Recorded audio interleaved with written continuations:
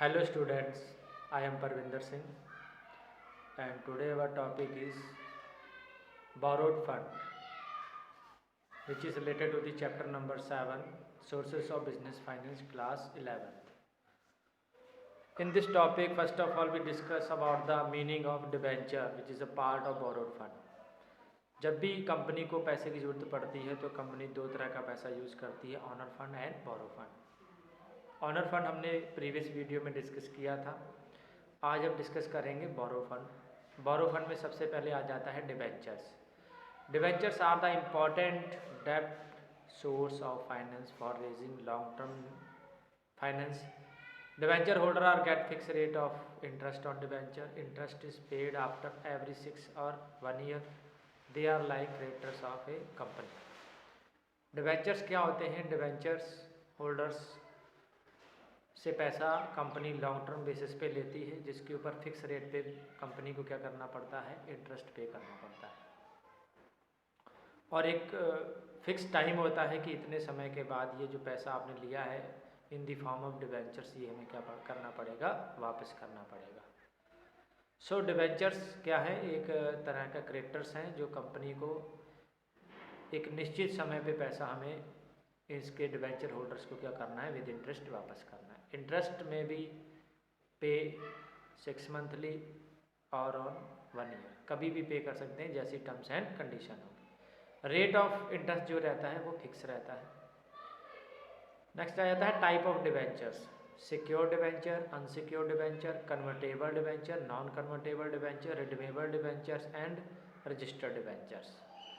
थोड़ा ब्रीफली मैं बता दूं टाइप ऑफ डिबेंचर्स में। सिक्योर डिबेंचर्स वो डिबेंचर होते हैं जिनके इशू करते वक्त कंपनी को कुछ सिक्योरिटी मॉर्गेज करनी पड़ती है। अनसिक्योर्ड डिबेंचर्स वो डिबेंचर्स हैं जिसके ऊपर कंपनी को कोई भी सिक्योरिटी मॉर्गेज नहीं करनी पड़ती। कन्वर्टेबल डिबेंचर्स वो डिबेंचर्स जो फ्यूचर में जाके कई बार कंपनी की जो पॉलिसी होती है वो डिबेंचर्स को क्या करती है? शेयर्स में कन्वर्ट कर देती है। नॉन कन्वर्टेबल डिबेंचर्स शेयर्स में कन्वर्ट नहीं होते हैं। नेक्स्ट आ जाए redeemable debenture. Redeemable debenture means एक निश्चित समय के बाद कंपनी को ये पैसा क्या करना पड़ता है? वापस करना पड़ता है। These are redeemable debentures. Next आ जाता है रजिस्टर्ड डिबेंचर्स। ये रजिस्टर्ड रहते हैं, मीन्स हमें रजिस्टर्ड कराने पड़ते हैं कंपनी के और रजिस्ट्रार ऑफिस में। These are the registered debentures. Next है मेरिट्स ऑफ डिबेंचर्स।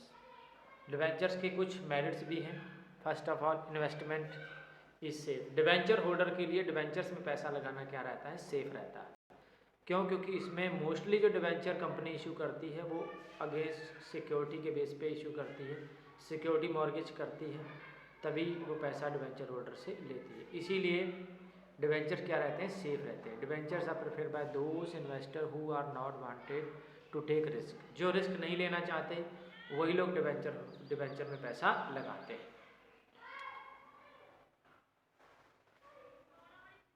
नेक्स्ट है control. They have no right, they have a right to vote and right to participate. Means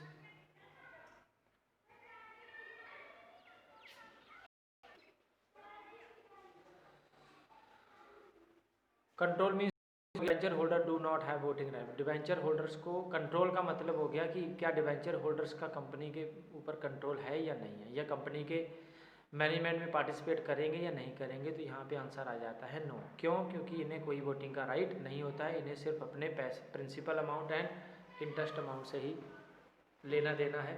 means इन्हें voting का right नहीं है और इनका management के ऊपर कोई भी कंट्रोल नहीं। नेक्स्ट आ जाता है less costly. Debenture holders are less costly as compare to the cost of preference shares. Preference shares जो होते हैं लगभग इनका सेम ही होता है डिबेंचर होल्डर्स की तरह, लेकिन प्रेफरेंस शेयर होल्डर्स को डिविडेंड मिलता है और डिबेंचर होल्डर को क्या मिलता है? इंटरेस्ट फिक्स रेट पे। वहाँ पे भी डिविडेंड रेट क्या रहता है? फिक्स रहता है।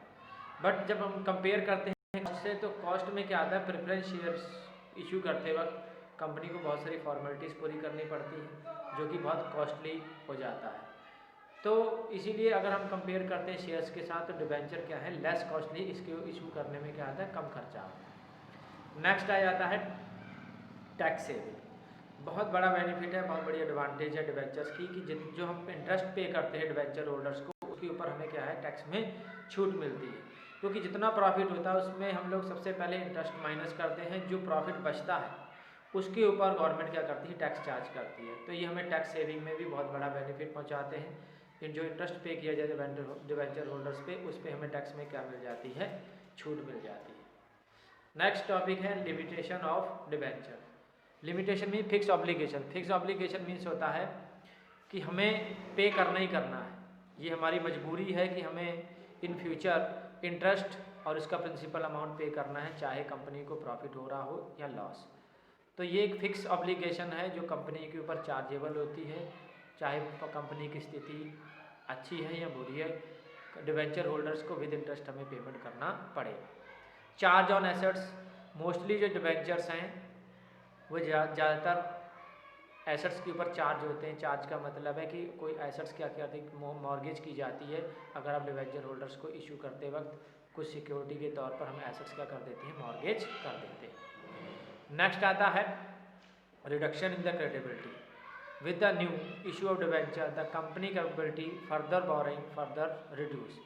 मीन्स डिबेंचर होल्डर एक ऐसी सिक्योरिटीज़ हैं डिबेंचर इशू करने पे कि अगर इन फ्यूचर अगर हमने अभी प्रेजेंट में ज़्यादा डिबेंचर इशू कर दिए और अगर हमें फ्यूचर में फिर से पैसे की जरूरत पड़ गई तो वहाँ पे हम लोग ज़्यादा दोबारा से डिबेंचर को इशू नहीं कर सकते। यहाँ पे जो इसकी क्रेडिबिलिटी होती है कंपनी की, वो क्या हो जाती है, कम हो जाती है। Next students we discuss about the difference between shares and debenture. Shares और डिबेंचर में क्या डिफरेंस है, इसके ऊपर हम लोग डिस्कस करेंगे। फर्स्ट है nature. Shares are the capital, debenture are the loan. Shares से जो पैसा आता है शेयर कैपिटल से, उसे कैपिटल बोला जाता है, और डिबेंचर से जो पैसा लिया जाता है उसे लोन बोला जाता है। रिटर्न, शेयर होल्डर्स को डिविडेंड पे किया जाता है और डिबेंचर होल्डर्स को इंटरेस्ट पे किया जाता है। वोटिंग का राइट है, means share holder, equity share holders को वोटिंग का राइट है, वो मैनेजमेंट में पार्टिसिपेट भी करेंगे, लेकिन डिबेंचर होल्डर्स को वोटिंग का कोई भी राइट नहीं है। होल्डर्स, जो लोग शेयर्स परचेस करते हैं उन्हें शेयर होल्डर बोला जाता है, और जो लोग डिबेंचर परचेस करते हैं या तो डिबेंचर होल्डर, यहाँ क्या बोला जाता है, करेक्टर्स बोला जाता है। Types, there are 2 type of shares, preference and equity. और debenture holders more than 2 types होते हैं, एक से ज़्यादा। नेक्स्ट है security, not security by any charge, means shares को इशू करते वक्त कंपनी कोई भी सिक्योरिटी के ऊपर कोई भी चार्ज नहीं होता, कोई भी सिक्योरिटी को मॉर्गेज नहीं किया जाता है। बट डिबेंचर को इशू करते वक्त कंपनी को कुछ एसेट्स क्या करनी पड़ती है, मॉर्गेज करनी पड़ती है। नेक्स्ट आ जाता है हमारा topic retain earning. Retain earning क्या है, किसका पार्ट है, ये हमारा पार्ट है ऑनर्स फंड का। Retain earning a portion of company net profit after tax and dividend which is not distributed but are retain for the reinvestment purpose is called a retain earning. Retain earning वो part होता है profit का जो सारे interest खर्चे पे करने के बाद जो डिविडेंड जो प्रॉफिट बच जाता है, उस प्रॉफिट में से जो हम डिविडेंड पे कर देते हैं, फिर भी जो प्रॉफिट बचता है वो पोर्शन जो हमने शेयर होल्डर्स में डिस्ट्रीब्यूट नहीं किया हुआ है, उसी को क्या बोलते हैं, रिटेन अर्निंग बोलते हैं। Okay, retain earning for example X limited has a total capital is 50 lakh which is consider 10% डेप्ट, मीन्स 10% के हिसाब से हमें डेप्ट के ऊपर क्या पे करना पड़ेगा, इंटरेस्ट पे करना पड़ेगा। मीन्स हमारा जो डेप्ट से जो पैसा आया हुआ है वो कितना है, 20 लाख है। 20 लाख का जो 10% है वो कितना बनता है, 2 लाख रुपीज़ बनता है।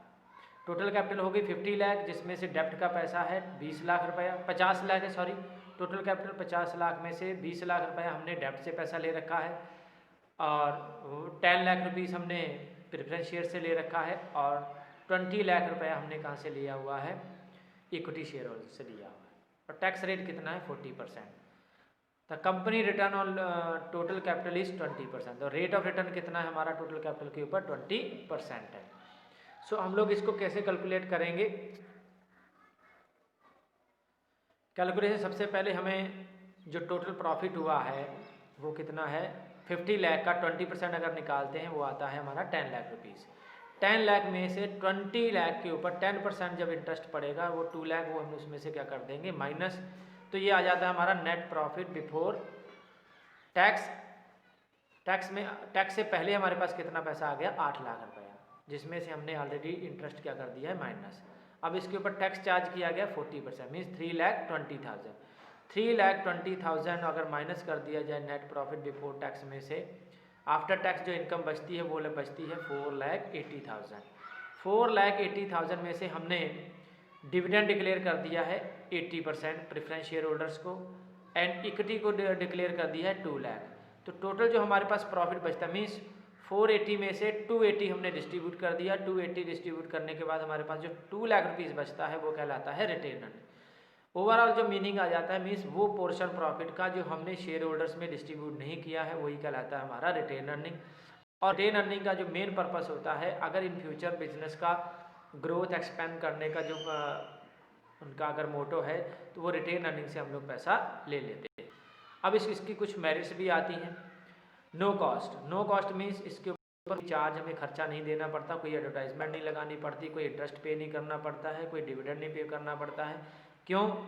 क्योंकि ये कंपनी का पैसा होता है और कंपनी इसके ऊपर कोई भी खर्चा नहीं करती, ऑलरेडी पहले से इनके पास होता है तो इसके ऊपर कोई भी खर्चा नहीं आता। नेक्स्ट आ जाता है हमारे पास no charge on assets. Assets को किसी को गिरवी रखने की जरूरत नहीं है क्योंकि ये हमारा खुद का पैसा ऑलरेडी जो बिजनेस में हमने पहले से रखा हुआ था, कोई एसेट मॉर्गेज नहीं करनी पड़ेगी। और ग्रोथ एंड एक्सपेंशन, ये पैसा हम लोग ज़्यादातर बिजनेस में री इन्वेस्टमेंट के लिए रखते हैं ताकि आगे ग्रोथ कर सकें, बिजनेस को और बड़ा कर सकें। ज़्यादातर रिस्की प्रोजेक्ट्स में हम लोग रिटेन अर्निंग का पैसा यूज़ करते हैं। नेक्स्ट आ जाता है डीमेरिट्स। अब इसकी कुछ डीमेरिट्स हैं। अनसर्टेन सोर्स है, uncertain source, it is unnecessary source of fund because it is available only when profit are high. Retain earning company तभी कर पाती है जब प्रॉफिट कंपनी का हाई होता है। जिस ईयर प्रॉफिट हाई होगा उसी दिन हम उसी टाइम पे हम लोग रिटेन कर पाएंगे। तो ये कोई परमानेंट सोर्स नहीं है कंपनी के लिए। जिस साल प्रॉफिट ज़्यादा होगा उसी साल रिटेन अर्निंग हो पाएगी, जिस साल प्रॉफिट नहीं होता उस साल रिटेन अर्निंग नहीं कर पाएंगे। नेक्स्ट आ जाता है dissatisfaction among the share holder. क्योंकि ये डिससेटिस्फैक्शन कैसे रहता है शेयर होल्डर्स में, क्योंकि ये किसका पार्ट है, डिविडेंड।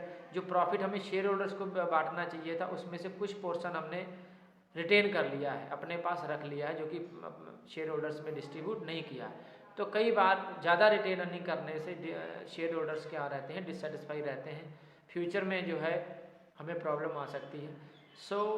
सबसे बड़ी डीमेरिट्स यही है कि शेयर होल्डर्स कई बार इस ज़्यादा रिटेन अर्निंग करने से क्या रहते हैं, डिससेटिस्फाई रहते हैं। नेक्स्ट जो हमारा टॉपिक है वो है public deposit. Public deposit means the deposit that are raise company direct from the public are known as public deposit. Public से जो हम लोग डायरेक्टली पैसा लेते हैं वो कहलाता है हमारा पब्लिक डिपॉजिट।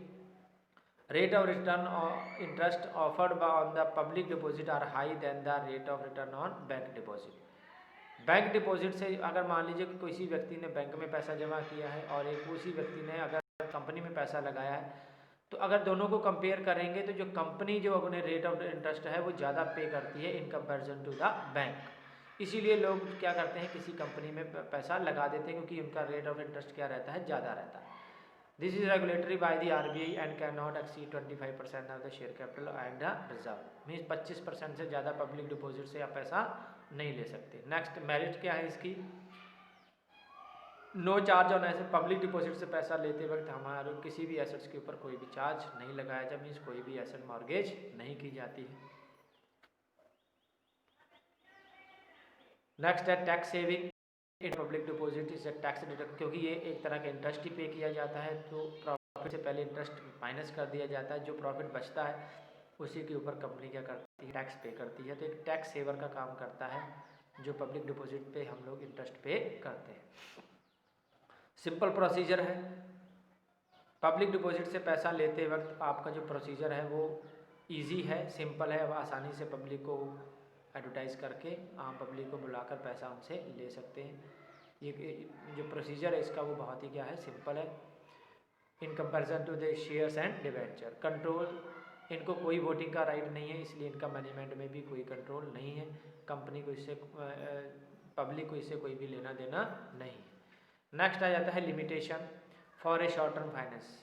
पब्लिक डिपॉजिट से लिया हुआ पैसा जो मैच्योरिटी पीरियड है वो बहुत ही छोटी होती है, so the company can not depend on them for long term के लिए आप पब्लिक से पैसा नहीं ले सकते। शॉर्ट टर्म और मीडियम टर्म के लिए अगर आपको पैसे की जरूरत है तभी आप पब्लिक से पैसा ले सकते हैं, पब्लिक डिपॉजिट से। अगर लॉन्ग टर्म के लिए लेना है तो लोन एंड डिबेंचर को इशू करना पड़ेगा। ये डिमेरिट है इसकी, क्योंकि आपको बहुत जल्दी ये पैसा क्या करना पड़ेगा, रिटर्न करना पड़ेगा। नेक्स्ट आ जाता है limited fund. The content of the public deposit limited because of the legal restriction 25% of the share capital and the free reserves. Means share capital का 25% ही आप पब्लिक से पैसा ले सकते हैं। अगर आप चाहेंगे इससे ज़्यादा ले सकते हैं तो इसके ऊपर कुछ लीगल रिस्ट्रिक्शन लगाए हैं RBI ने कि आप लोग लिमिटेड पैसा ही लेंगे, उससे 25% ऑफ टोटल शेयर कैपिटल, इससे ज़्यादा पैसा आप नहीं ले सकते। तो लिमिटेड पैसा ही हमें मिल पाता है। Not suitable for new company. Public deposit ज़्यादातर उन्हीं कंपनी के लिए अच्छी है जो बहुत पुरानी कंपनी है, जिनकी मार्केट में गुडविल क्या है, अच्छी है, जिनकी रेपुटेशन अच्छी है। न्यू कंपनीज़ के लिए ये सुटेबल नहीं है, क्योंकि नई कंपनी की अभी कोई जानता नहीं है, तो ज़्यादातर लोग इसके मोस्टली पब्लिक जो है इसके ऊपर ज़्यादा विश्वास नहीं करती, इसलिए नई कंपनी के लिए पब्लिक डिपॉजिट से पैसा इकट्ठा करना क्या है, बहुत ही मुश्किल पड़ता है। नेक्स्ट आता है हमारा कमर्शियल बैंक्स। बोरो फंड का ये भी टॉपिक है। कमर्शियल बैंक्स मीन्स जो बिज़नेस के लिए पैसा देते हैं, बिज़नेस के जो डे टू डे खर्चों को पूरा करने के लिए, लॉन्ग टर्म पर्पस के लिए, मीडियम टर्म, शॉर्ट टर्म। पहले जो बैंक्स थे वो शॉर्ट टर्म और मीडियम टर्म के लिए प्रोवाइड कराते थे, लेकिन अब कुछ बैंक्स लॉन्ग टर्म फाइनेंस भी प्रोवाइड करा रहे हैं। So commercial bank give the loan and advance to the business in the form of cash credit, overdraft and discounting of bill. Rate of interest on loan is fix. जो rate होता है commercial bank का interest का, वो क्या रहता है, fix रहता है। मेरिट्स क्या आती हैं? Timely finance assistant. जब भी आपको जरूरत है आपको बैंक को है फाइनेंस प्रोवाइड करा सकता है, इससे मार्केट से कोई भी लेना देना नहीं है। Commercial bank provide timely finance assist to the business. समय पर पैसा प्रोवाइड करा देता है बैंक। सिक्रेसी सबसे बड़ा बात है कि बैंक से अगर आप पैसा लेते हैं तो बैंक आपके जितने भी डॉक्यूमेंट, जितने भी इन्फॉर्मेशन आपने दे रखी है वो क्या रहती है, सीक्रेट रहती है, वो कभी भी डिस्क्लोज नहीं की जाती।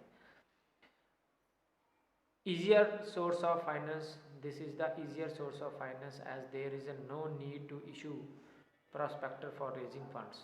ज़्यादा फॉर्मेलिटीज निभाने की ज़रूरत नहीं है। आपको ईजिली अपने डॉक्यूमेंट फिल करके कुछ एसेट्स को मॉर्गेज करने के बाद बैंक आपको ईजिली क्या कहता है, लोन करा देता है, पैसा प्रोवाइड करा देता है। नेक्स्ट आ जाता है लिमिटेशंस।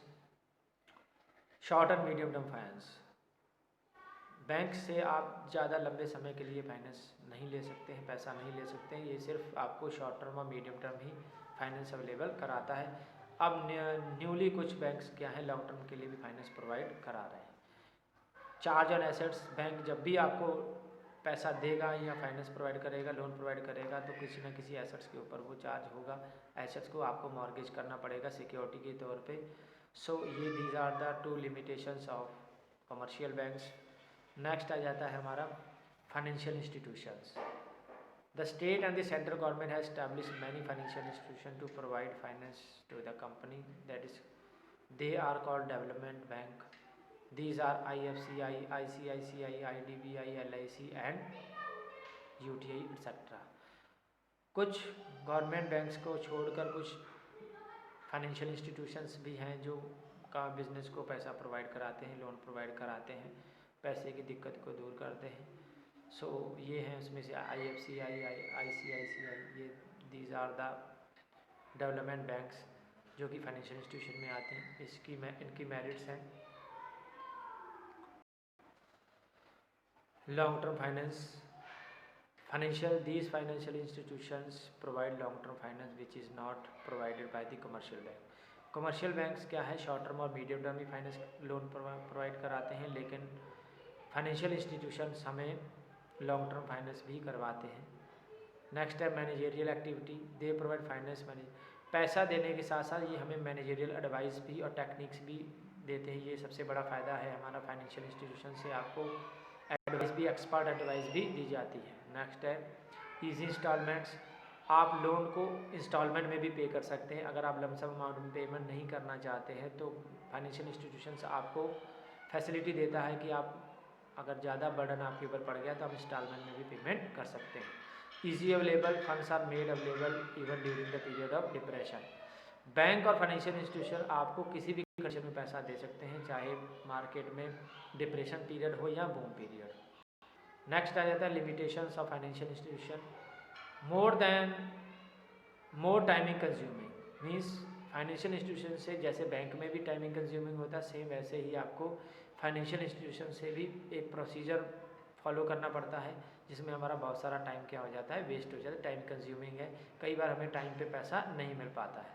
रिस्ट्रिक्शंस, फाइनेंशियल इंस्टीट्यूशन से पैसा लेने के बाद फाइनेंशियल इंस्टीट्यूशंस बहुत सारे रिस्ट्रिक्शंस लगा देते हैं कंपनी के ऊपर। इवन कई बार तो वो अपना बोर्ड ऑफ डायरेक्टर्स में एक नॉमिनी भी अपॉइंट कर देते हैं, जो कि बिजनेस की सारी मैनेजमेंट एक्टिविटीज़ को देखता रहता है और उसमें पार्टिसिपेट करता है।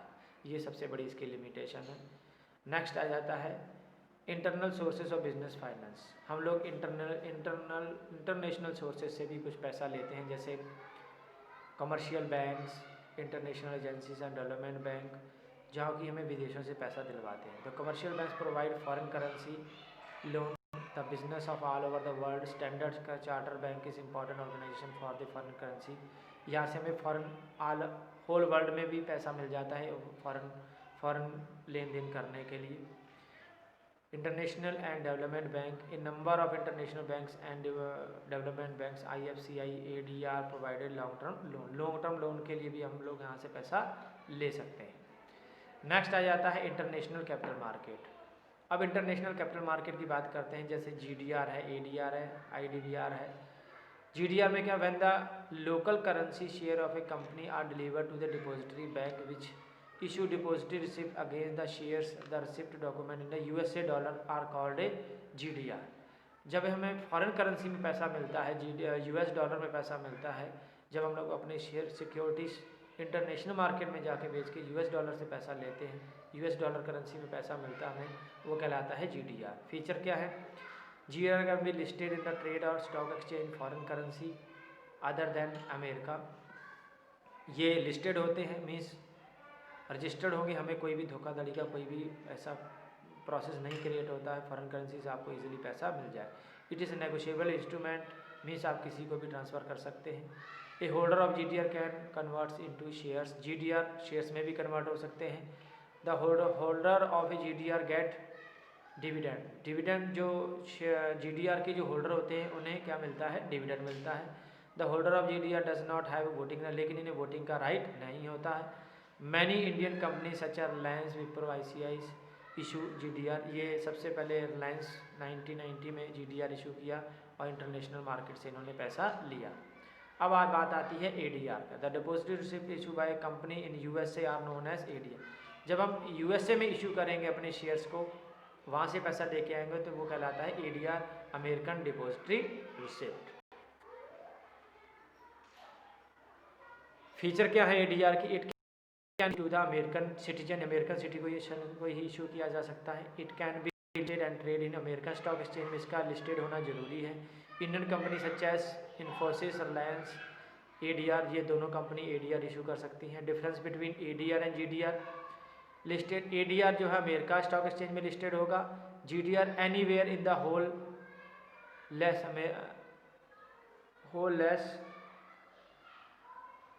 Anywhere in the world, GDR कहीं पे भी लिस्टेड हो सकता है। लिक्विडिटी, मोर लिक्विडिटी मीन्स जल्दी पैसे में कन्वर्ट हो जाता है, GDR जल्दी पैसे में कन्वर्ट नहीं होता है। ओनली अमेरिकन सिटीजन को ही ADR इशू किया जा सकता है। GDR all over the world, किसी व्यक्ति को भी, किसी देश के सिटीजन को भी GDR इशू कर सकते हैं। नेक्स्ट आ जाता है foreign currency convertible bonds are issue in the foreign currency, carry a fix interest, they are listed and trade in the foreign stock exchange and similar to the debentures। ये foreign stock exchange में listed होना इनका जरूरी है और इनके ऊपर fix rate पे क्या मिलता है, इंटरेस्ट मिलता है।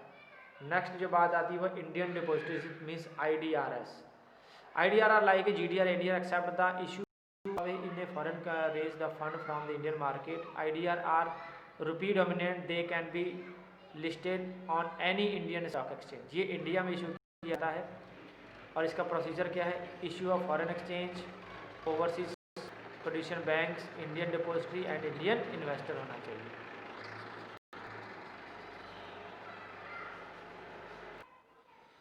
फीचर्स क्या हैं IDRS की? IDR are issue by any foreign company. The IDR listed on Indian stock exchange. A single IDR can represent more than one share, such as IDR is equal to 10,000 share, 10 shares. IDR जो है issue होता है foreign companies द्वारा India में, India से currency पैसा लेने के लिए IDR को इशू किया जाता है। So these are the features of IDR। Next आ जाता है the holder of IDR have no voting right.